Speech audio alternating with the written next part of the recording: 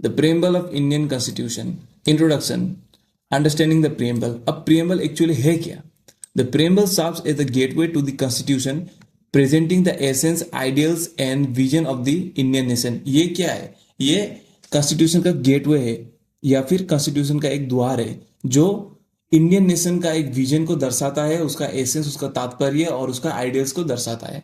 It acts as a mirror reflecting the aspiration and philosophy that guided the framers while shaping the supreme law of the land. यानी जब नियम बन रहे थे या फिर देश के लिए कुछ एक नियम बन रहे थे, तब ये इसने क्या किया था? इसने गाइड किया था. प्रीम्बल क्या करता है? गाइड करता है. एक एस्पिरेशन है, एक फिलोसॉफी है, ओवरऑल एक backbone of the Indian constitution है. In simple terms, it defines what India stands for, what kind of government it follows, and the objective it seeks to achieve. The preamble doesn't create right or power by itself. अब देखिए, preamble खुद से कोई right या power नहीं बनाता है, but it provides the spirit and intent. लेकिन ये एक spirit या intent provide करता है behind every article and provision in the constitution. ठीक है? It's like the soul of Indian constitution. ये क्या है? एक इंडियन कॉन्स्टिट्यूशन का एक सोल है या आत्मा है, giving life and direction to the entire document. यानी एक इंडियन जो कॉन्स्टिट्यूशन है उसको मतलब ये जान देता है, ये एक जान है. ठीक है. Historical background. अब प्रीएम्बल का हिस्टोरिकल बैकग्राउंड क्या है? The idea of a preamble wasn't unique to India. ये कोई नया चीज नहीं था या फिर कोई यूनिक चीज नहीं था इंडिया के लिए. It originated with the constitution of United state. अब ये कहां से शुरू हुआ था प्रीएम्बल, या इसका ओरिजिन कहां से था? यूनाइटेड स्टेट्स से, USA, which was the first to open with a preamble. In India, the foundation of our preamble came from the objective resolution drafted and presented by Pandit Jawaharlal Nehru on 13 December 1946 in the Constituent Assembly. अब preamble को किसने draft किया था या फिर किसने present किया था? पहली बार पंडित जवाहरलाल नेहरू ने 13 दिसंबर 1946 को कॉन्स्टिट्यूएंट असेंबली पे उन्होंने दर्शाया था या ड्राफ्ट किया था. This resolution laid down the principle of sovereignty, democracy, equity, equality and justice that later became core of the preamble. अब इसका रेजोल्यूशन क्या है? प्रीएम्बल का resolution sovereignty, democracy, equality and justice, और वो बाद में क्या बने? Core of the preamble. The final vision was adopted on 22 January 1947. यानी जो फाइनल या फिर जो अल्टीमेट जो एडॉप्ट किया या फिर मानने लगे वो कब किया था? 22 जनवरी 1947. लेटर दो the 42 Constitutional Amendment Act 1976, 3 new words were added: socialist, secular and integrity. अब ये जो socialist, secular and integrity थे वो पहले ऐड नहीं हुए थे. 42 कॉन्स्टिट्यूशनल अमेंडमेंट एक्ट 1976 के बाद ही socialist, secular and integrity add हुए थे. Enriching its meaning and reflecting Indians evolving democratic vision. ठीक है. Notable description and opinions. Various scholars and leader have beautifully express the essence of preamble. अब preamble को बहुत लोगों ने अपने तरीके से बयां या फिर डिस्क्राइब किया था. एनके पालकीवाला ने कहा था the preamble is the identity card of the constitution. उन्होंने क्या कहा था? प्रीएम्बल क्या है? एक आइडेंटिटी कार्ड है. के एम मुंशी ने क्या कहा था? It is a political horoscope of India. यानी एक पॉलिटिकल हॉरोस्कोप यानी ज्योतिष विज्ञान ऑफ इंडिया. अर्नस्ट बार्कर ने क्या कहा था? The preamble is the keynote to the constitution. यानी एक प्रीएम्बल एक की नोट है to the constitution.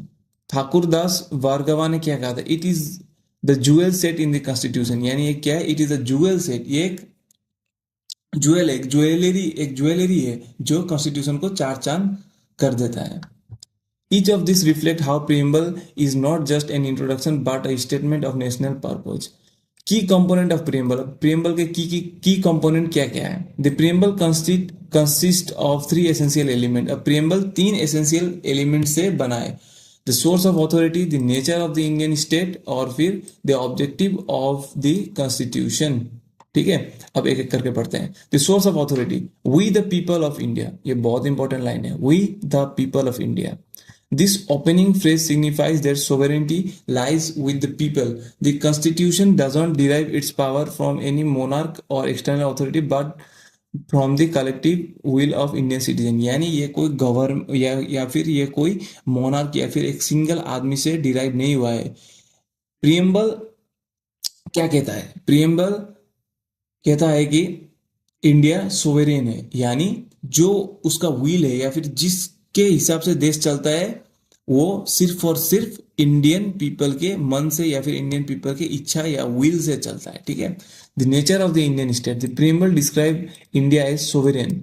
India is free and independent in internal and external affair. No foreign country can dictate its decision. यानी India स्वतंत्र है अपने खुद के डिसीजन लेने के लिए और इसको कोई इन्फ्लुएंस नहीं कर सकता। यहाँ तक बाहर के देश भी इसे इन्फ्लुएंस कर नहीं सकते। Socialist added by the 42nd amendment, it emphasizes economic and social equality. यानी ये क्या दर्शाता है? इकोनॉमिक एंड सोशल इक्वलिटी को दर्शाता है। India follows democratic socialism aiming to remove poverty, inequality and exploitation. यानी इंडिया का विजन क्या है? गरीब को हटाना, यानी गरीबी को हटाना, इनइक्वालिटी को हटाना और एक्सप्लॉइटेशन को हटाना। Secular, India has no official religion. अब देखिए इंडिया का कोई भी ऑफिशियल रिलीजन नहीं है। Every individual has freedom of conscience and the right to practice any faith. जिसको जो मन करे वही उस मतलब लोग मान सकते हैं। The state maintains an equal distance from all religion. Democratic, the government is by the people, for the people and of the people. Citizen elect representative and hold them accountable. यानी इंडिया एक fully democratic country है, यानी India का जो government रहते हैं उनको स्वयं इंडिया के लोग चुनते हैं, ठीक है, ना कोई अपनी मर्जी से कोई सरकार बनता है। यहाँ पर जो पीपल चाहे या फिर जो लोग चाहे वही सरकार बनता है। Republic, India India's head of state, the president is elected, not hereditary, symbolizing equality and rejection of monarchy। यानी इंडिया के जो प्रेसिडेंट है वो कोई वंशगत या फिर एक फैमिली बैकग्राउंड से मतलब हेरिडिटरी नहीं है। प्रेसिडेंट को भारत के लोग चुनते हैं और प्रेसिडेंट जो कोई भी बन सकता है, बस एक सर्टेन क्राइटेरिया या फिर एक एज लिमिट या इंडियन सिटीजन होने का क्राइटेरिया मेंटेन करना पड़ता है, बस इतना है। The objective of the Constitution. The preamble declares 4 key goals of the Indian state. अब देखिए जस्टिस, ऑब्जेक्टिव क्या है? कॉन्स्टिट्यूशन का ऑब्जेक्टिव क्या है? जस्टिस है, लिबर्टी है, इक्वलिटी है, फेटर्निटी है। जस्टिस यानी न्याय, social fair society, economic fair distribution of wealth and political equal participation in power. Liberty, freedom of thought, expression, belief, faith, worship, ensuring intellectual and spiritual independence. Equality, equal right and opportunity for all without discrimination based on caste, religion and gender. यानी सबको बराबर एक दृष्टि से हमारा Indian constitution देखता है, ठीक है, यहाँ पर कोई बड़ा छोटा नहीं है। Fraternity, promote unity and brotherhood, upholding the dignity of the individuals and integration of the nation. Fraternity क्या प्रमोट करता है? भाईचारा को या फिर ब्रदरहुड को। मीनिंग ऑफ कोर टर्म, अब देखिए एक एक चीजों का मैं मीनिंग बताता हूँ। टर्म मीनिंग, सिग्निफिकेंस और इसके वर्टिकल लाइन पे sovereign, socialist, secular, democratic, Republic, liberty, equality, fraternity, ठीक है। अब एक एक का मीनिंग देखते हैं। सोवरेन का मीनिंग है complete independent in decision making, यानी भारत फुल्ली स्वतंत्र है अपना खुद का डिसीजन लेने के लिए। इसका सिग्निफिकेशन क्या है? इसका सिग्निफिकेंस क्या है? No external power control India, यानी कोई भी बाहर का पावर इंडिया को कंट्रोल नहीं करता है या फिर नहीं कर सकता है। Socialist, economic and social justice for all. Socialist का मतलब है सभी को इकोनॉमिक एंड सोशल जस्टिस बराबर मिले। और इसका सिग्निफिकेंस क्या है? Focus on welfare and equal opportunity. Secular, equal respect for all religion, यहाँ पर कोई बड़ा रिलीजन या फिर कोई छोटा रिलीजन नहीं है, सब बराबर है इंडियन कॉन्स्टिट्यूशन के आगे, सब बराबर है। और सिग्निफिकेंस क्या है? State neutrality in religious matters. Democratic, power vested in the people, government accountable to the citizen. यानी डेमोक्रेटिक, इंडिया फुल्ली डेमोक्रेटिक है और इंडिया के गवर्नमेंट कौन चूज करता है? भारत के पब्लिक या फिर इंडिया के लोग। Republic, elected head of state, rejection of hereditary rule. यानी रिपब्लिक, प्रेसिडेंट को कौन चूज करता है? यहाँ के लोग, ना कि कोई भी हेरिडिटरी वे से। यानी अगर प्रेसिडेंट के पापा प्रेसिडेंट है तो प्रेसिडेंट के बेटा प्रेसिडेंट होंगे बोल के कोई ऐसा फिक्स रूल नहीं है। जो जिसका पावर है, जो सक्षम है, वही प्रेसिडेंट बनते हैं इंडिया पे। Liberty, freedom of expression and belief. और इसका क्या सिग्निफिकेंस क्या है? Ensure thought through fundamental right. Equality, equal treatment and opportunity, यानी सभी को बराबर अपॉर्चुनिटी और इक्वल ट्रीटमेंट मिलता है। Promote social harmony. Fraternity, spirit of brotherhood, यानी यहाँ पे कॉन्स्टिट्यूशन क्या मानता है, सभी के बीच में एक ब्रदरहुड सेंस का एक फीलिंग हो और सभी एक साथ ग्रो करें। और इसका क्या है सिग्निफिकेंस, क्या है, strength, national unity and dignity. Number 6 क्या है, philosophical aspiration behind the preamble. अब फिलोसॉफिकल एस्पिरेशन क्या है प्रीम्बल के पीछे, the ideals in the preambles were influenced by the global revolution. अब देखिए थोड़ा बहुत प्रीम्बल बनाने में बाहर का बहुत इन्फ्लुएंस रहा है, ठीक है। Liberty, equality, fraternity inspired by the French revolution. अब जो लिबर्टी, इक्वलिटी एंड फेटर्निटी है वो कहाँ से इंस्पायर हुआ था, फ्रेंच रिवॉल्यूशन 1789 से।